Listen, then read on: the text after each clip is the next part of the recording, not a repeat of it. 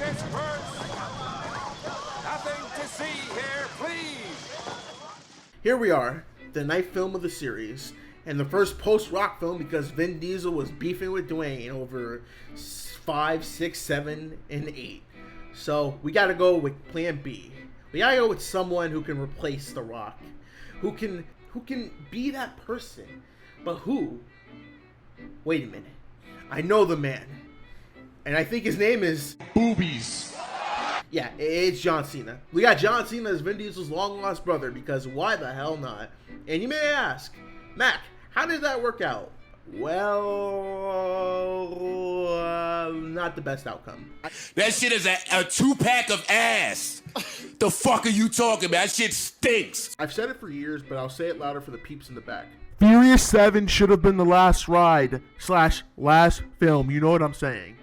That ending was perfect, and not only saying goodbye to the late Paul Walker, but it also felt like it was a love letter to the series as a whole. Just a good way to just end the story, and then if you want to reboot it in a few years, you can with a brand new story and like put the characters in something different. But I feel like that we're on a never-ending cycle of last rides and world-ending events, and it's just getting so boring. And Furious 9 just yells that into the screen.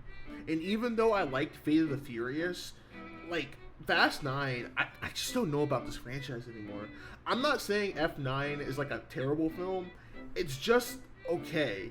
I can't call F9 a terrible film because at this point they know exactly what these movies are and it works, but it's just really, really dumb. And the aspects I like from this film would be that the soundtrack was good. Vin Diesel had a good performance as Dom, and the third act of the film was a lot of fun to watch. That's it. Those are the only three things I liked. But the things I didn't like in this film bother me so much that I can't outweigh the positives from the negatives. First of all, the plot was generic. Bad guys want some technologically advanced device to commence a new world order. Yeah, I feel like we've seen this plot about 3 times this series, from like 6 all the way to this movie. Like, good God. It's a cliche and we already know what's going to happen. The runtime was also a bit long too. I know this isn't the longest film of the series because the runtime for F9 is clocking in at 2 hours and 25 minutes.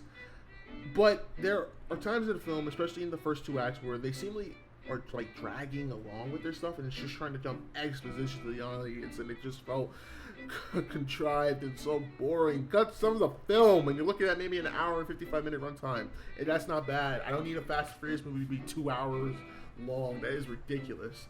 And the last thing that I didn't enjoy with this film it was John Cena. John Felix Anthony Cena. You were my idol growing up. You still are my idol. And I've defended your films for years and years. But I have to say, he gave the worst performance out of everyone in the cast. He had no chemistry with anyone in the film. And that's bad because if you're Vin Diesel's brother in this movie and it feels that they don't click, you can't buy them as brothers. It's already silly enough that John Cena is Vin Diesel's brother in this universe. He's just gone for 20 years. He's just like, yeah, I'm back, Dom, and I'm going to take away what your family built because you took mine. It's like, what? Like, and he didn't show any emotions, and it was just bad. They should have gone a whole different route with casting his character, or not do the whole I had a secret brother the whole time and no one else knew about it. Oh my god. F9 was released on June 25th, 2021 with a budget ranging between $200 to $225 million. After its run at the box office, it would go on to gross $726.2 million worldwide. Oh my god. Christ. Overall, F9 is just a dumb, fun action film. If you're not a fan of the Fast and Furious films, then you won't like this movie like at all. If you're a fan of the series, you'll probably like it.